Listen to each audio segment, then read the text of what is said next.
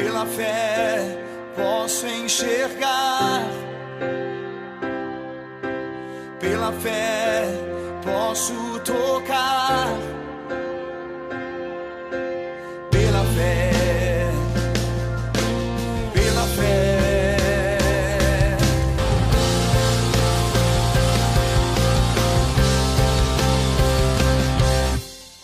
Muito bom dia, que a paz do Senhor Jesus seja liberada sobre a sua vida, que esse dia seja um dia especial para você e que Jesus Cristo brilhe na sua vida.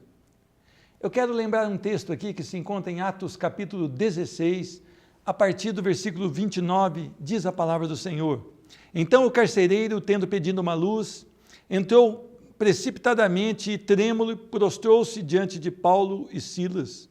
Depois, trazendo-os para fora, disse: Senhores, que devo fazer para que seja salvo? Responderam-lhe: crê no Senhor Jesus e serás salvo, tu e a tua casa.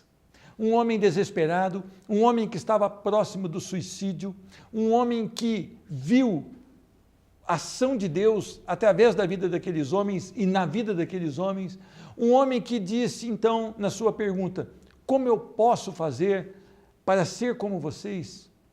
O testemunho de Paulo e Silas era tão forte que depois de açoitados, depois de envergonhados em praça pública, foram trancados no cárcere inferior, o cárcere pior que tinha, mas diz a palavra que no meio da noite eles cantavam louvores a Deus. E quando houve aquele terremoto e as portas das cadeias se abriram todas, este homem entra para se suicidar e Paulo disse: não te faças nenhum mal, porque todos aqui estamos. Crê no Senhor Jesus e serás salvo, tu e a tua casa. Morra para si mesmo, vá a Cristo Jesus, se humilhe diante de Cristo Jesus, viva para louvor da glória de Cristo Jesus, implore para que o Espírito Santo te revele quem é Cristo Jesus. Foi isso que Paulo quis dizer quando ele diz: crê no Senhor Jesus. Crer no Senhor Jesus é pertencer a Cristo Jesus. Que você possa ter tido essa escolha. E se você ainda não a teve, que você possa estar suplicando a Deus para que te revele quem é Cristo Jesus. Que Deus te abençoe e que a paz do Senhor esteja durante todo esse dia sobre a sua vida e a sua família. Eu quero mais uma vez ir até Limeira conversar com o pastor Vinícius José Ferreira.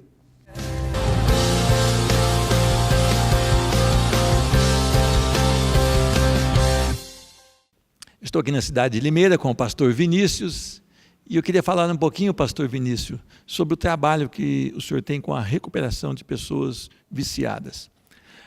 Pastor, onde começou esse trabalho? Como começou? Como Deus colocou esse sonho na sua vida? Eu queria que o senhor falasse um pouquinho sobre isso. Pastor Pedro, eu sou especialista em dependência química, né? Já faz 20 anos que nós trabalhamos com isso. E sempre tive um sonho, né, de não apenas trabalhar, de poder atender, né, pessoas com essa dificuldade.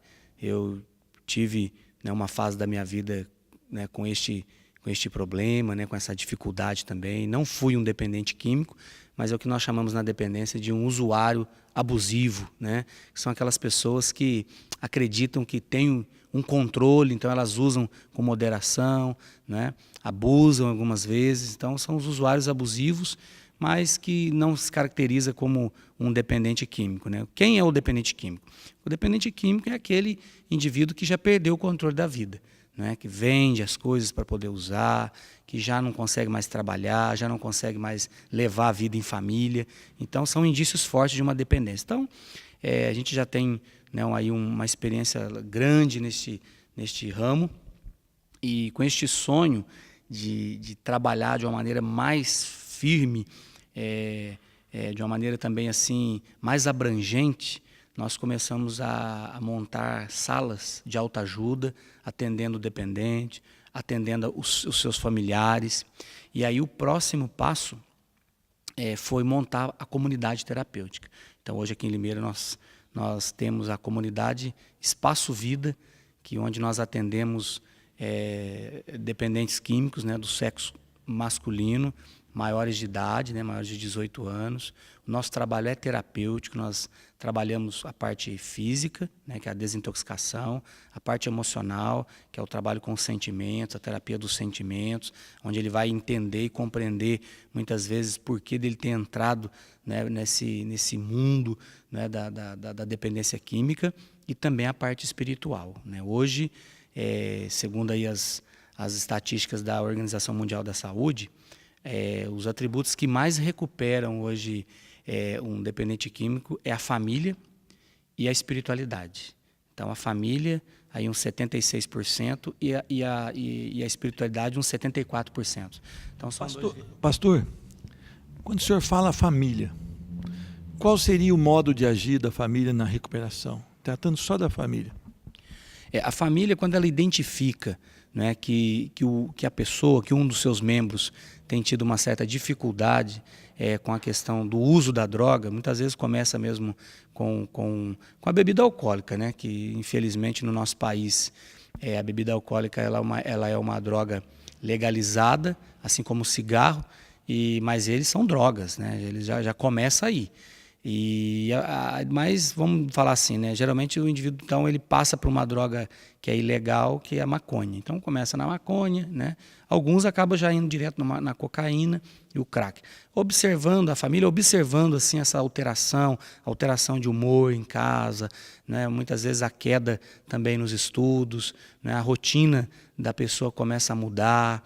E assim por diante. Então a família ela tem que tomar uma postura, né? Tomar uma postura, buscar ajuda, procurar um profissional, procurar um terapeuta, né? Procurar uma igreja, né? Onde tem um trabalho voltado para isso, buscar esta informação de como proceder, como agir, porque às vezes a família tem a mania, o costume de bater de frente, né?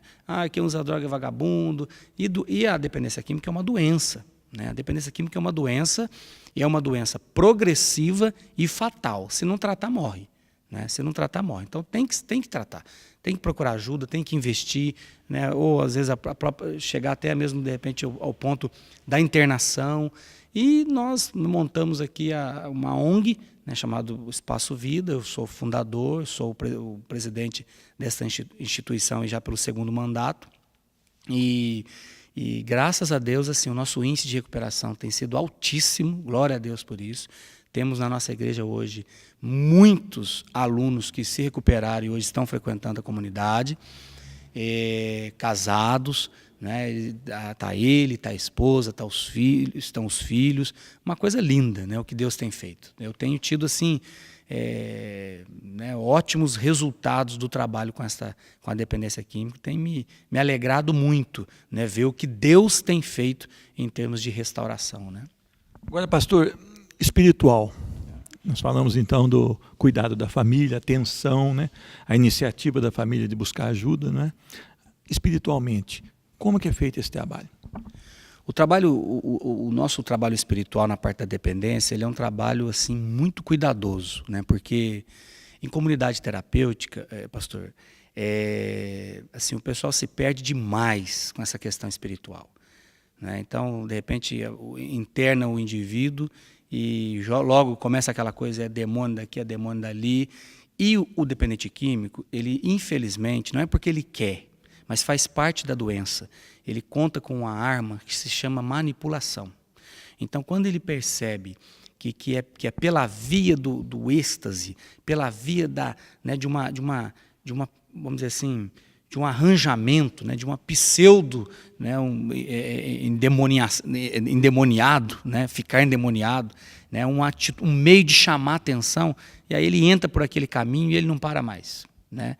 E para você ter uma experiência, uma vez aqui na nossa comunidade, assim que a gente fundou a nossa instituição, tivemos alguns casos lá. Eu estava viajando na época, e é uma história engraçada, né? Eu já trabalhei muito com isso, já trabalhei em muitas comunidades terapêuticas, então eu já conheço muitas histórias, eu acredito mesmo de possessão demoníaca, e a gente tem que expulsar e assim por diante. Mas só para você ter uma noção, aí começou, um ficava endemoniado, o outro também, o outro também, o outro também, o outro também, aí todo mundo. Onde eu estava lá, eu liguei e falei assim, fala para eles o seguinte, que amanhã eu estou chegando aí, e se nós tivermos né, um demônio pulando para o corpo do outro, nós vamos mandar tudo embora. Eu acabo com a comunidade, porque, afinal de contas, né, a gente não ganha vida disso, a gente faz por amor mesmo.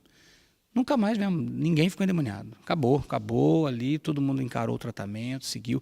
Então a espiritualidade ela tem que ser algo saudável, né? Qual que é hoje o nosso programa, né, dentro do aspecto da espiritualidade? É a palavra, é o estudo da palavra.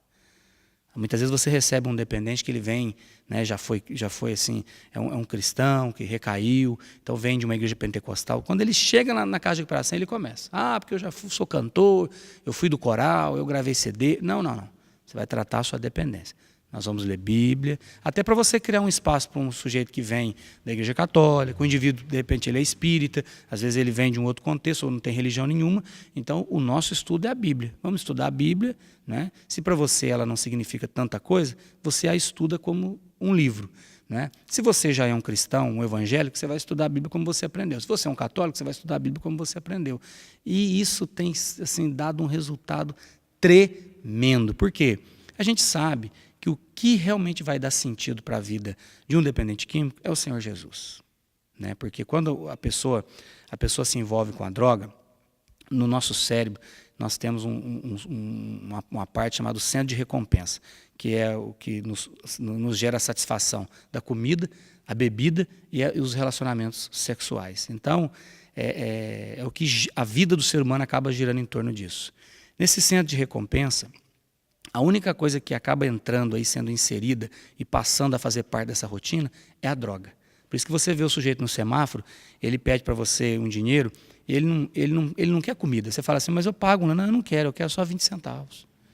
Não, mas eu te pago um lanche, eu não quero. Mas eu te levo para dormir, eu não quero. Eu te pago uma Coca-Cola, eu não quero. Eu quero 20 centavos. Por quê? No centro de recompensa dele, já não é mais prioridade a comida, nem a bebida, e nem também a questão relacional. O que já passou a ser uma prioridade para ele é o uso da droga. Então é comum o sujeito que é dependente químico, ele perder, né, todo o senso de rotina, né? Então ele vive em função, por exemplo, o crack. A maioria, não tem a Cracolândia, esse grande dilema que a gente está vivendo hoje lá, que a gente vê aqui em São Paulo, que o quê? Eles abandonaram a vida, né? E estão ali concentrados num ambiente ali, vivendo numa rua, e só com o objetivo de usar a droga. Assim é a vida. Então eles não estão preocupados em comer, em beber e nem se relacionar. O único que pode entrar no centro de recompensa e restituir nesta sobriedade é Jesus. É Jesus. Então, se você me perguntar assim, pastor, o que pode tirar um dependente das drogas mesmo, né, do charco de lodo? É Jesus. É Jesus. Pastor, uma palavra pastoral mais rápida para uma mãe, para um pai que está assim, já desanimei, não tem mais futuro, e também para um próprio drogado, uma palavra pastoral. Primeiramente, eu queria dizer para a senhora, né, o senhor, e para você também que está passando por essa dificuldade, que eu sei o que você está sentindo. Eu sei a dimensão da sua dor. Eu sei que é difícil e às vezes até parece impossível. Você às vezes não sabe o que fazer, a quem recorrer, não tem dinheiro para internar, não tem como, né, submeter seu filho ou seu esposo a um tratamento. As coisas hoje estão difíceis, né? Para tudo hoje tem um preço. Primeiramente, eu queria me colocar à disposição, né? Se você precisar, conte com a gente. O pastor Pedro está aqui, vou deixar o contato com ele. Você pode entrar em contato, né, com o programa que você está acompanhando. A gente vai ajudar você, né? Segunda coisa, você pode orar, onde você estiver agora, pedir um milagre da parte do Senhor. Eu acredito que se você estiver assistindo este programa, o milagre já é você estar nos acompanhando, porque eu creio que pela graça de Deus, na modéstia e humildade, hoje eu estou aqui como resposta da sua oração. Como resposta da sua oração. Então, minha irmã, meu irmão, família, tem como sim. Tem como sair desse contexto, tem como se recuperar, tem como ser transformado. Eu tenho visto isso todos os dias. Tenho visto maridos, a gente tem acompanhado um senhor, 24 anos preso. Ele veio e se internou com a gente, se recuperou. Hoje ele é coordenador da nossa instituição. Ficou 24 anos fechado, né? Inclusive vai casar com a zeladora nossa aqui da igreja. É bênção de Deus. É um Deus que faz, é um Deus que trabalha, é um Deus que restaura. O projeto de Deus é família. Não vai ser a droga que vai acabar com a sua família. Não vai ser o vício que vai destruir a sua família, né? Jesus quer restaurar a sua casa. E é por isso que eu estou aqui. Eu estou aqui para dizer para você, chegou o seu milagre. O seu milagre se chama Jesus. Abra o seu coração para Ele. Peça a Ele, fala assim, obrigado porque o Senhor proporcionou este programa e este programa vai ser um veículo para a restauração da minha família. Eu creio que futuramente você vai poder dar esse testemunho, poder entrar em contato com o pastor Pedro e contar aqui para ele, né, tudo que Deus fez a partir deste momento nosso aqui. Que Deus te abençoe. Não desiste do seu filho. A minha mãe não desistiu de mim. Minha mãe chegou um dia, 7 horas da manhã, e eu tinha chegado da noitada. Ela chegou lá, me deu um beijo, me amou, me aceitou. Ela não desistiu de mim. Não desista você também do seu filho, né? Às vezes a gente acha assim, não existe ex-filho, não existe ex-mãe, nem ex-pai, né? Então, que Deus te abençoe. Família é projeto de Deus. Deus tem um plano lindo para você e para sua casa. Pastor, que Deus te abençoe, que esse ministério seja um ministério direcionado sempre pelo Espírito Santo de Deus e os resultados vêm à medida que Ele libera e apenas nós amar ao Senhor, né, sobre todas as coisas e o próximo como a nós mesmos. Deus te abençoe e a paz do Senhor. Amém, pastor. Eu agradeço esta oportunidade, estarei sempre na intercessão para que este programa continue alcançando muitas vidas. E obrigado pela sua audiência, que Deus te abençoe também, abençoe você, abençoe a sua casa, abençoe o seu coração. Amém. Amém. E o programa Restaurando Vidas volta dentro de instantes.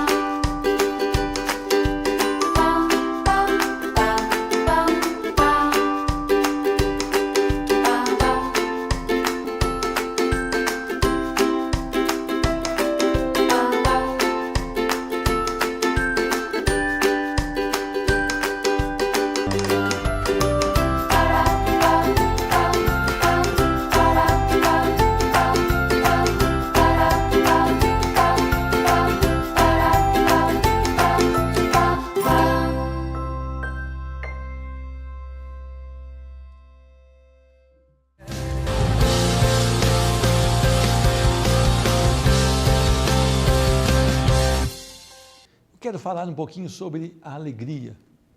Você é uma pessoa alegre? Você se considera uma pessoa bem-aventurada? Você é uma pessoa alegre mesmo em condições adversas? Você é uma pessoa alegre mesmo que os seus sonhos não sejam realizados? Você é uma pessoa alegre apesar das circunstâncias? Eu quero ler um texto que se encontra em Filipenses capítulo 1, a partir do versículo de número 12, diz a palavra do Senhor.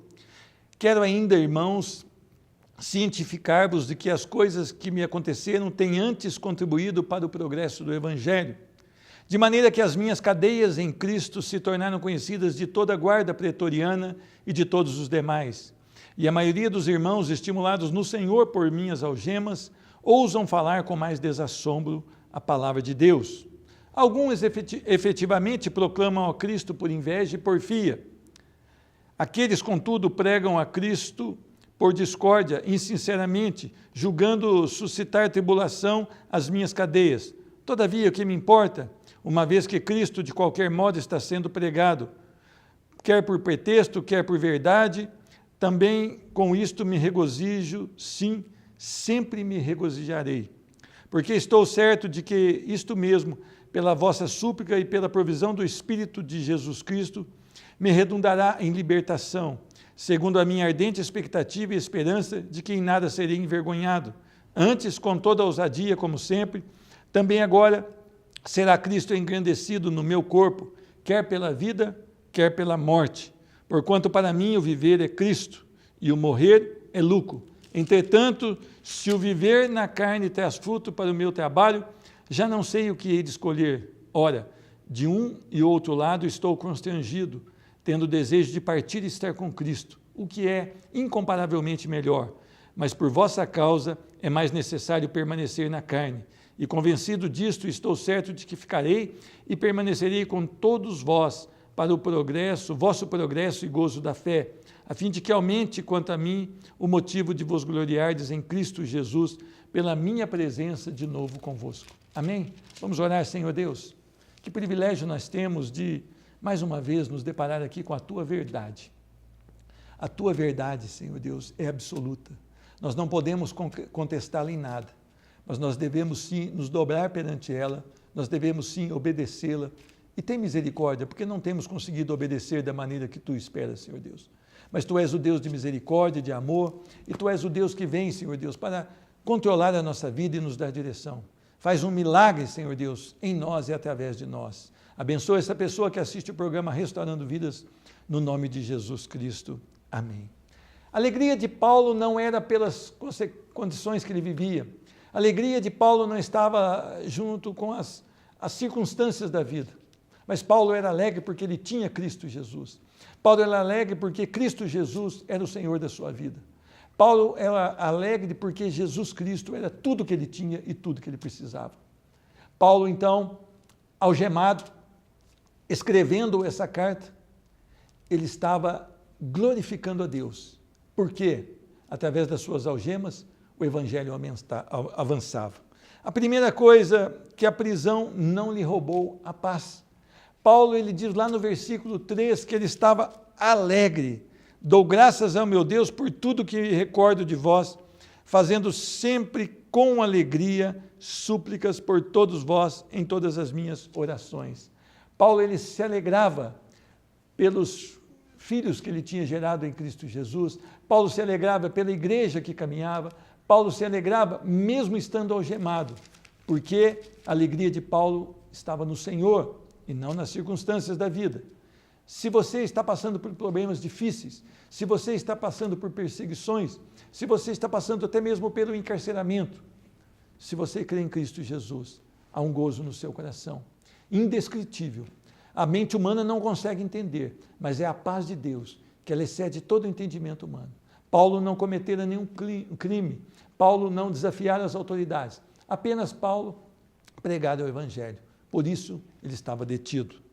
Outra coisa, a prisão contribuiu para o avanço do evangelho. E é interessante isso, de maneira que as minhas cadeias em Cristo se tornaram conhecidas de toda a guarda pretoriana. O evangelho avançou. Paulo não estava deprimido na cadeia, Paulo não estava prostrado na cadeia. Paulo, ele diz, já que eu preciso ficar aqui, e já que esses guardas, essas sentinelas, têm que ficar aqui comigo, eu vou pregar o evangelho a elas. Paulo, então, ele não estava ali pensando numa maneira de fugir da cadeia, mas ele estava pensando numa maneira que o evangelho avançasse. E ele tornou esse evangelho conhecido a toda a guarda pretoriana, uma guarda de elite ali de Roma. E não só a guarda pretoriana, diz a palavra, e aos demais, todos os demais. E é interessante isso. Quando você está diante de uma situação de enfermidade, talvez de um leito de enfermidade, quando você está impossibilitado de alguma coisa, há alegria no seu coração, você continua perseverante no evangelho da graça, você tem aí uma palavra para as pessoas que estão como você, com a liberdade privada ou com uma enfermidade, ou você está murmurando, você está ali totalmente prostrado. Paulo não tinha isso. Tem mais uma coisa, a prisão de Paulo, ela estimulou os irmãos a falar do evangelho. Olha o que diz no versículo 14, e a maioria dos irmãos, estimulados no Senhor por minhas algemas, ousam falar com mais desassombro a palavra de Deus. Quando Paulo dava um testemunho de alegria, mesmo encarcerado, quando Paulo dava um testemunho de ousadia, mesmo encarcerado, quando Paulo, ele mostrava, não com as palavras, mas com a vida, de que Jesus era o centro da sua adoração, e de que não importava o lugar que ele estivesse, nem a condição que ele se encontrava, Jesus Cristo haveria de ser glorificado na sua vida ou na sua morte.